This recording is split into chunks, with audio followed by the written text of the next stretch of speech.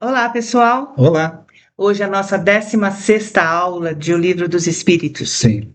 Vamos terminar hoje o capítulo 4, que começamos na aula 15ª, Ok. e vamos falando sobre sorte das crianças após a morte, Interessante. sexo nos espíritos, Ok. parentesco, filiação, Problemático. semelhanças físicas e morais e ideias inatas. Ideias inatas. Ideias inatas. Então vamos lá? Vamos lá, vamos estudar? Todo mundo tem seu jeito singular de ser feliz, de viver e de enxergar. Se os olhos são maiores ou são orientais e não. Sorte das crianças após a morte. Essa faz. O espírito de uma criança morta em tenra idade é tão adiantado como a de um adulto? Às vezes bem mais, porque pode ter vivido muito mais e possuir maiores experiências, sobretudo se progrediu. O espírito de uma criança pode então ser mais adiantado que a do seu pai? Isso é bastante frequente. Não o vedes tantas vezes na Terra?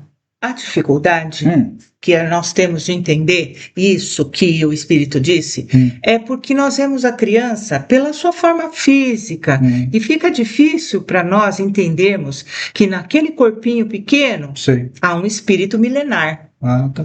que apenas está ali enclausurado em um corpo físico que está se desenvolvendo. Mas espera aí, por que então nós vemos manifestações de espíritos de crianças desencarnadas?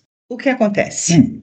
O espírito ele vai perdendo a consciência durante o processo do reencarne, Tá. na gestação. Tá? Ok. Então, ele perde a percepção de si mesmo para que haja o esquecimento do seu passado. Tá.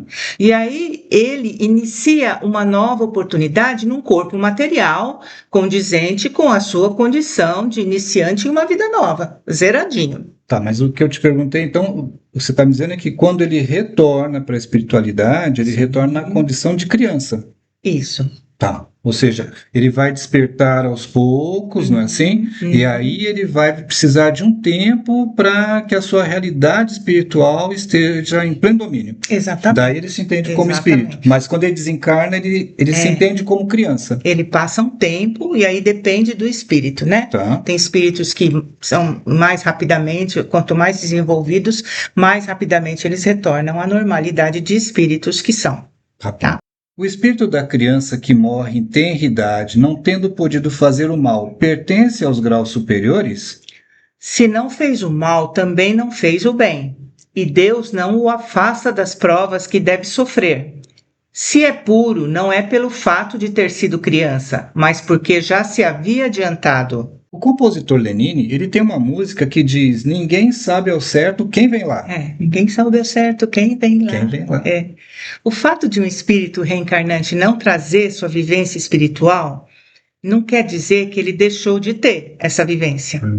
E a influência dessas vivências anteriores dele define padrões de comportamento desde pequenininho. Se a morte acontece nos primeiros anos de vida física, o espírito teve pouca oportunidade de desenvolver-se. Então ele retorna para a espiritualidade praticamente nas mesmas condições morais e intelectuais que tinha antes de reencarnar, não é isso? Exatamente. E isso não significa que a encarnação foi inútil, tá? Por que a vida se interrompe com frequência na infância? A duração da vida da criança pode ser, para o seu espírito, o complemento de uma vida interrompida antes do termo devido. E sua morte é frequentemente uma prova ou uma expiação para os pais. Em que se transforma o espírito de uma criança morta em tenra idade? Recomeça uma nova existência. A gente não pode generalizar as histórias das famílias espirituais, tá? Tá. Cada situação, ou ela é proveniente de algum acontecimento passado, ou está sendo dada causa a algum acontecimento que virá no futuro. É como a gente diz em português, né? Cada caso é um caso. É porque assim, a gente tem a mania de dizer que a gente está pagando coisas do passado. A gente esquece que a gente está fazendo coisas erradas agora para pagar no futuro. Né? Então assim, ou é do passado ou é do presente. A gente não pode generalizar. Daí, então você pode dizer assim que a gente tem infinitas causas para a morte de uma criança, né? Também teremos infinitos motivos para que isso venha a acontecer, Exatamente, é isso mesmo. É claro. Outros motivos podem haver também. Sim. Muitas vezes são espíritos que se propuseram ao desencarne precoce por uma necessidade de que essa prova fosse familiar. Ah, tá. E que essa dor sentida pelos que o amavam sirva de redenção e de motivação para o crescimento de cada um. Tá. E também pode ser duas coisas ao mesmo tempo. Aquele espírito vem porque ele tem a necessidade de completar uma fase. Sim. E aí ele reencarna numa família que vai precisar dessa experiência. Normalmente é isso. Por isso que dizem que o desencarne de uma criança normalmente é uma necessidade dos pais. Entendi. Né? Porque vem normalmente um espírito que vai aproveitar aquele tempo que ele precisava e já vai ficar ali também aquela experiência para a família. Tá? Seja como for, a gente não pode sair por aí deduzindo quais são os motivos sobre a programação dos outros. Sabe por quê? Porque mesmo a gente não sabe nem da nossa própria programação encarnatória, né? A gente tem certeza de nada. E fica cuidando da vida do outro. Para de cuidar da vida do outro. Ou da morte do outro. Também. Se o homem só tivesse uma existência, e se após essa a sua sorte fosse fixada para a eternidade, qual seria o merecimento da metade da espécie humana, que morre em tenra idade para gozar sem esforço da felicidade eterna? E com que direito seria ela libertada das condições quase sempre duras impostas à outra metade? Uma tal ordem de coisas não poderia estar de acordo com a justiça de Deus.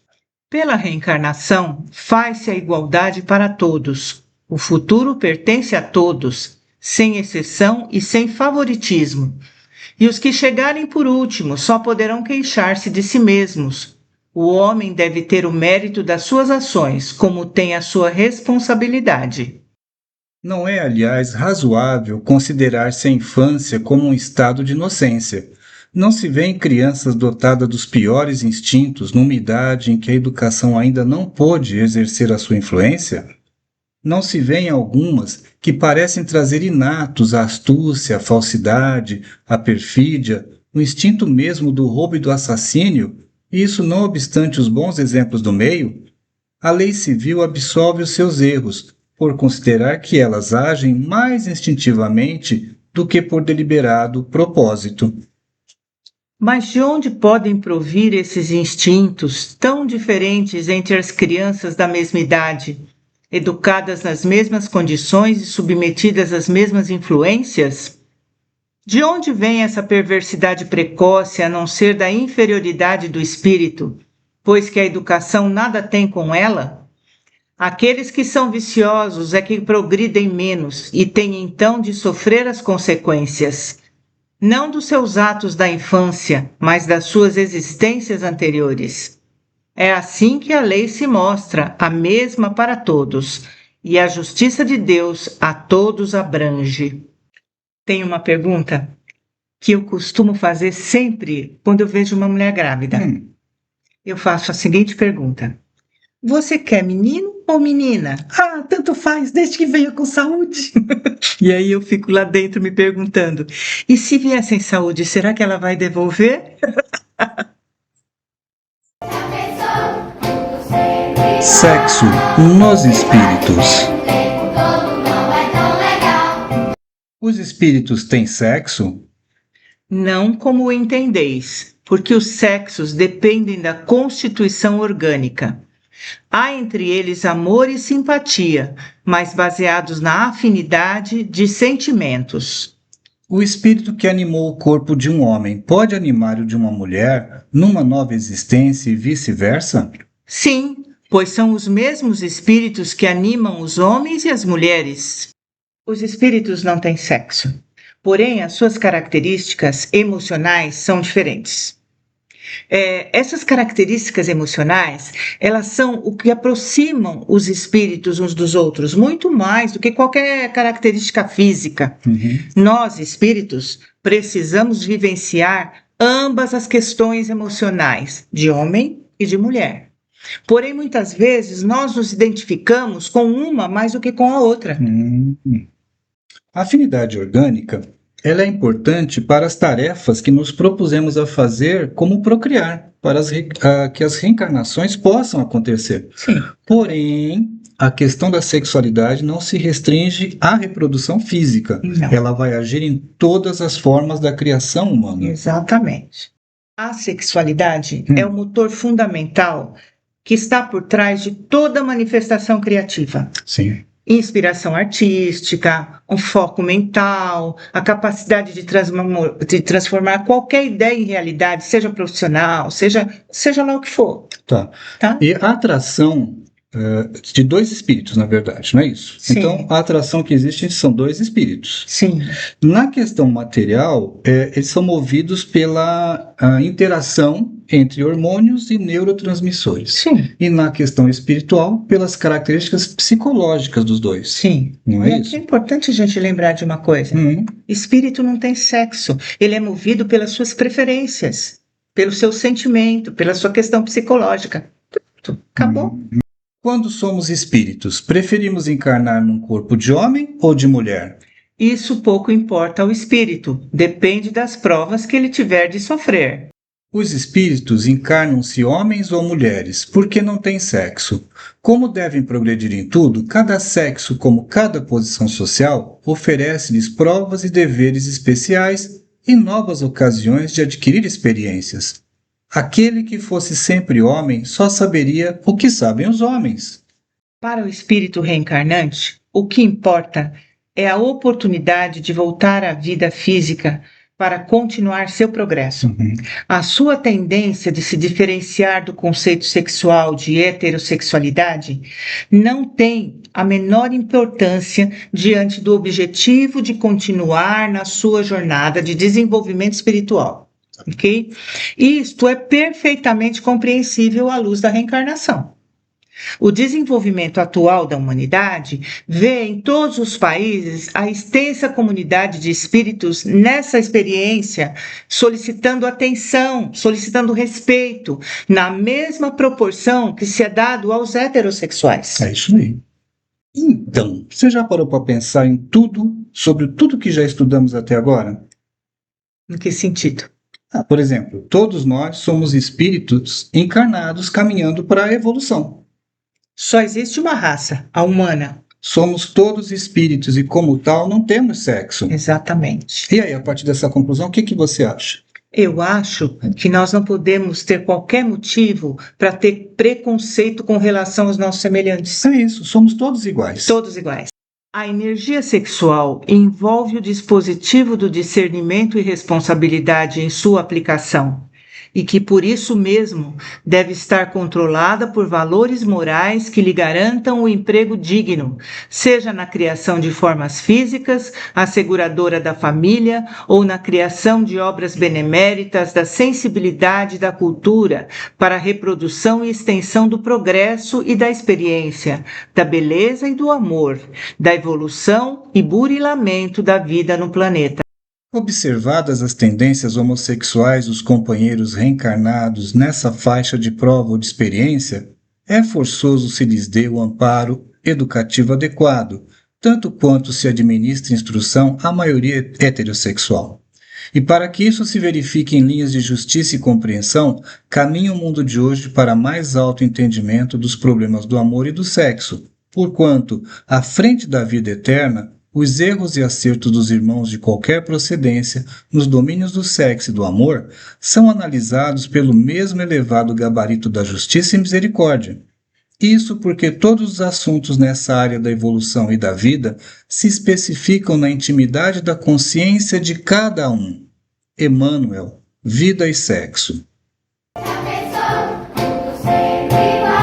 Parentesco, filiação. Os pais transmitem aos filhos uma porção de sua alma ou nada mais fazem do que lhes dar a vida animal, a que uma nova alma vem juntar depois a vida moral? Somente a vida animal, porque a alma é indivisível. Um pai estúpido pode ter filhos inteligentes e vice-versa. Desde que tivemos muitas existências, o parentesco remonta às anteriores? Não poderia ser de outra maneira. A sucessão das existências corpóreas estabelece entre os espíritos liames que remontam às existências anteriores. Disso decorrem frequentemente as causas de simpatia entre vós e alguns espíritos que vos parecem estranhos. No Evangelho segundo o Espiritismo, capítulo 14, item 8, vamos ler o seguinte: os laços do sangue não estabelecem necessariamente os laços espirituais. O corpo procede do corpo, mas o espírito não procede do espírito, porque este existia antes da formação do corpo. O pai não gera o espírito do filho, fornece-lhe apenas o envoltório corporal, mas deve ajudar seu desenvolvimento intelectual e moral para o fazer progredir. É uma questão de observação, né? Porque algumas famílias você observa que os filhos eles têm um desenvolvimento espiritual superior ao dos pais. Sim. Né? Isso é perfeitamente normal, né? Porque a esteira das reencarnações, o mundo progride com a chegada de espíritos cada vez mais desenvolvidos. E a gente está vendo isso na atualidade, Diariamente. Nossa, com muita força. Segundo certas pessoas, a doutrina da reencarnação parece destruir os laços de família, fazendo-os remontar a existências anteriores. Ela os amplia em vez de destruí-los. Baseando-se o parentesco em afeições anteriores, os laços que unem os membros de uma mesma família são menos precários. A reencarnação amplia os deveres da fraternidade, pois no vosso vizinho ou no vosso criado podem encontrar-se um espírito que foi do vosso sangue. Ela diminui, entretanto, a importância que alguns atribuem à sua filiação, porque se pode ter tido como pai um espírito que pertencia a uma outra raça ou que tivesse vivido em condição bem diversa? É verdade, mas essa importância se baseia no orgulho. O que a maioria honra nos antepassados são os títulos, a classe, a fortuna. Este coraria de haver tido por avô um sapateiro honesto e se vangloriaria de descender de um nobre debochado. Mas digam ou façam o que quiserem, não impedirão que as coisas sejam como são, porque Deus não regulou as leis da natureza pela vossa vaidade. Desde que não há filiação entre os espíritos dos descendentes de uma mesma família, o culto dos antepassados seria uma coisa ridícula? Seguramente não, porque devemos sentir-nos felizes de pertencer a uma família na qual se encarnam espíritos elevados. Embora os espíritos não procedam uns dos outros, não têm menos afeição pelos que estão ligados a eles por laços de família, porque os espíritos são frequentemente atraídos a esta ou aquela família por causa de simpatias ou ligações anteriores. Mas acreditai que os espíritos de vossos antepassados não se sentem absolutamente honrados com o culto que lhes tributais por orgulho. Seu mérito não recai sobre vós senão na medida em que vos esforçais por seguir os seus bons exemplos. Somente assim a vossa lembrança lhes pode ser não apenas agradável, mas até mesmo útil. Algumas famílias estão acostumadas a ouvir falar dos seus antepassados pelo que eles tinham e não pelo que eles eram, tá? Pelo que eles deixaram de bens materiais e não pelos exemplos de comportamento. Tá errado. Semelhanças físicas e morais. Os pais transmitem aos filhos quase sempre semelhança física. Transmitem também semelhança moral? Não, porque se trata de almas ou espíritos diferentes. O corpo procede do corpo, mas o espírito não procede do espírito. Entre os descendentes das raças, nada mais existe do que consanguinidade. De onde vêm as semelhanças morais que existem às vezes entre os pais e os filhos? São espíritos simpáticos, atraídos pela afinidade de suas inclinações. Muitos acreditam que as doenças geneticamente transmissíveis acontecem porque existe uma afinidade entre os espíritos. Na verdade, o espírito reencarnante, ele vai buscar a condição que melhor vai se adequar às suas necessidades de provas e de expiações, tá bom? Então, o que ele vai fazer? Ele vai aproveitar a genética material que vai dar mais facilidade a ele de resolver as suas questões necessárias para o seu aprendizado. Por isso que quem é diabético é filho diabético. Presente. O espírito dos pais não exerce influência sobre o do filho após o nascimento? Exerce, e muito, pois, como já dissemos, os espíritos devem concorrer para o progresso recíproco. Pois bem, o espírito dos pais tem a missão de desenvolver o dos filhos pela educação. Isso é para ele uma tarefa. Se nela falhar, será culpado. Por que pais bons e virtuosos têm filhos perversos? Ou seja, por que as boas qualidades dos pais não atraem sempre por simpatia bons espíritos como filhos? Um mau espírito pode pedir bons pais, na esperança de que os seus conselhos o dirijam para uma senda melhor, e muitas vezes Deus o atende. A psicologia, demonstra que muitos seres humanos violentos procedem de lares onde tiveram pais violentos, sofreram violência física ou observaram a violência dentro dos seus lares. Exatamente. E aí a gente tem outra observação bem oposta a fazer, tá? Por outro lado, então, espíritos rebeldes encarnando em lares amorosos, onde os conselhos, atitudes dos pais foram de fraternidade, de respeito, eles conseguem atingir um grau de grande progresso. E mesmo que esse espírito rebelde não consiga fazer grandes mudanças nessa encarnação, esse exemplo do bem e do amor vai ficar gravado na sua consciência, como se fosse uma semente plantada para germinar no futuro, porque é muito difícil um espírito rebelde resolver todos os problemas que ele tem numa encarnação só. Tá. Ele precisa ter um começo. Com certeza. Os pais poderão, pelos seus pensamentos e as suas preces, atrair para o corpo do filho um bom espírito em lugar de um espírito inferior? Não. Mas podem melhorar o espírito da criança a que deram nascimento e que lhes foi confiada. Esse é o dever. Filhos maus são uma prova para os pais. De onde vem a semelhança de caráter que existe frequentemente entre os irmãos, sobretudo entre os gêmeos? Espíritos simpáticos que se aproximam pela similitude de seus sentimentos e que se sentem felizes de estar juntos. Nas crianças cujos corpos nascem ligados e que têm certos órgãos comuns, há dois espíritos, ou seja, duas almas? Sim, mas a sua semelhança faz que muitas vezes não vos pareçam mais do que uma. Mas se os espíritos se encarnam nos gêmeos por simpatia, de onde lhes vem a aversão que às vezes se nota entre eles? Não é uma regra que os gêmeos tenham de ser espíritos simpáticos. Espíritos maus podem querer lutar juntos no teatro da vida. Vem cá, uma coisinha que pega. Dá pra gente tirar da cabeça essa imagem de espírito mau? Pelo amor de Deus! Olha, as famílias não são como a propaganda da margarina, tá? Onde todos se amam e se entendem perfeitamente, já amanhecendo sorrindo uns para os outros, né? A gente às vezes amanhece com mau humor, né?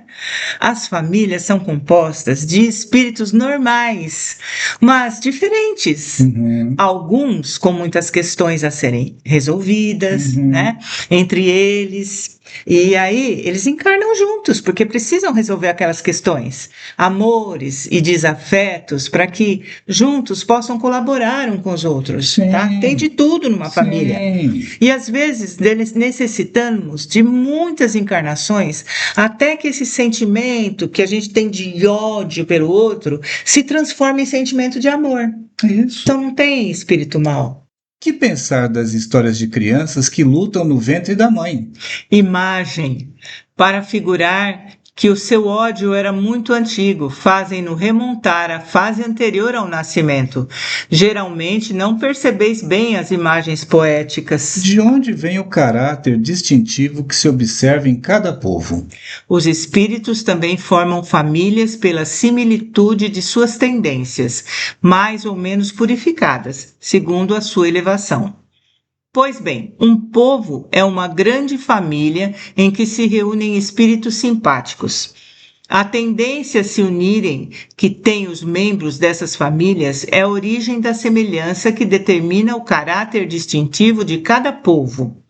Acreditas que espíritos bons e humanos procurarão um povo duro e grosseiro? Não. Os espíritos se simpatizam com as coletividades, como se simpatizam com os indivíduos, procuram o seu meio. Ai, ai. É lenda urbana isso, é? Essa coisa de brigar dentro do ventre da mãe me lembra um documentário que eu vi uma vez que tubarões fazem isso. Se a tubaroa tem 2 filhotes dentro do ventre, um come o outro. Já é a lei da sobrevivência, ele já começa a ser predador no ventre da mãe. Mas entre seres humanos, por favor, hein? É lenda urbana. É lenda urbana. Bom, é assim que a gente consegue entender, de acordo com a pergunta anterior, que a família tende a construir a comunidade. Ou seja, a família interage socialmente, cada membro fazendo parte do conjunto. Quando você sai do seu país, normalmente depois de um tempo, você tem muita saudade, porque os usos e os costumes fazem parte do seu dia a dia e do seu conforto espiritual. Né? Então, assim também é na espiritualidade, exceção a necessidade de reencarne especial, né? Os espíritos sempre buscam os ambientes que lhes são conhecidos. Sim, é sempre voltar para casa. O homem conserva em suas novas existências os traços do caráter moral das existências anteriores? Sim, isso pode acontecer, mas ao melhorar-se ele se modifica. Sua posição social também pode não ser a mesma. Se de senhor ele se torna escravo, suas inclinações serão muito diferentes e tereis dificuldades em reconhecê-lo.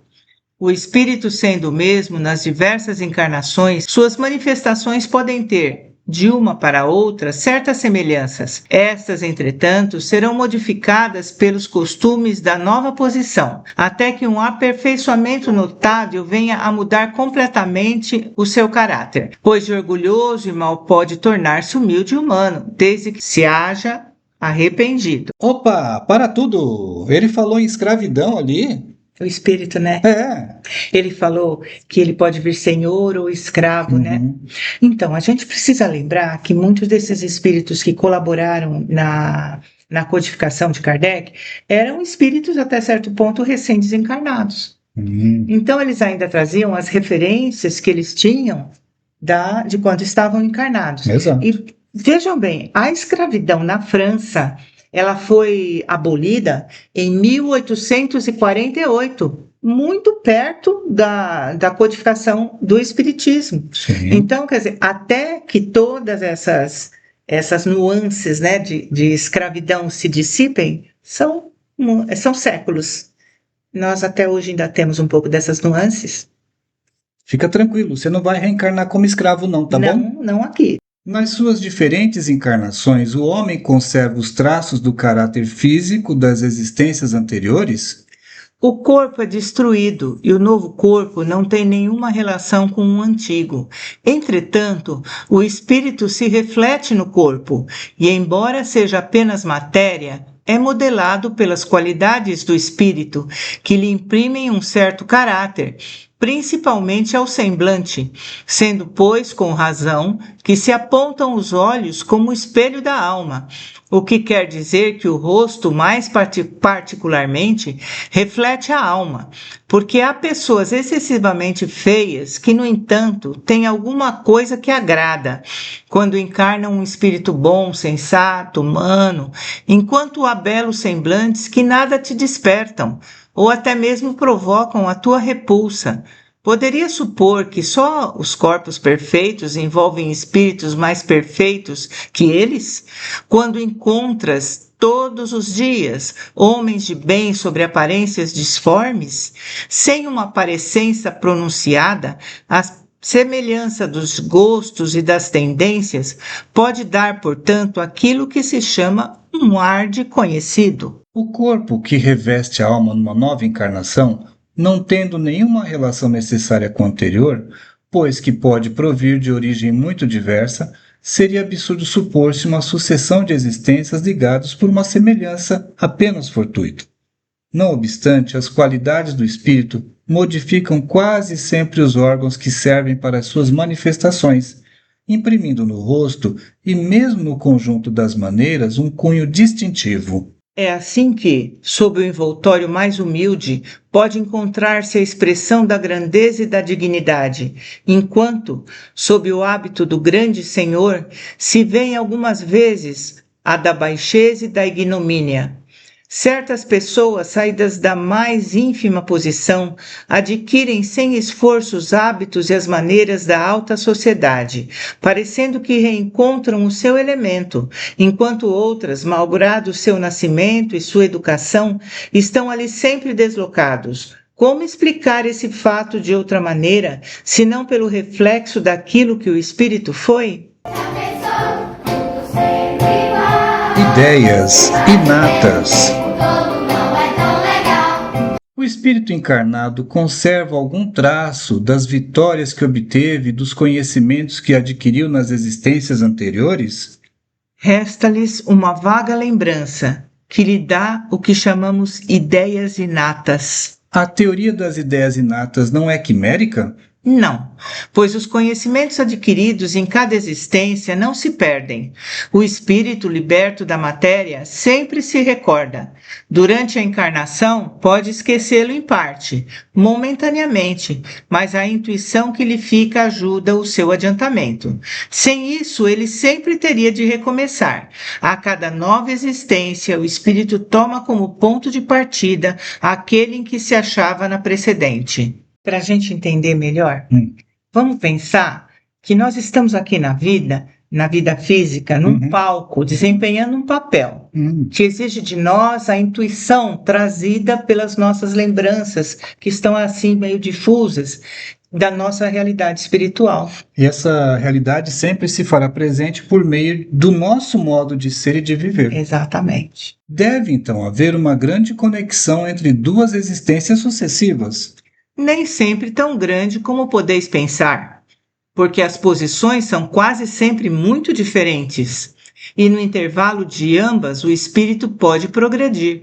Ver o item 216. Qual é a origem das faculdades extraordinárias dos indivíduos que, sem estudo prévio, parecem ter a intuição de certos conhecimentos, como as línguas, o cálculo, etc.? Lembrança do passado, progresso anterior da alma, mas do qual ela mesma não tem consciência.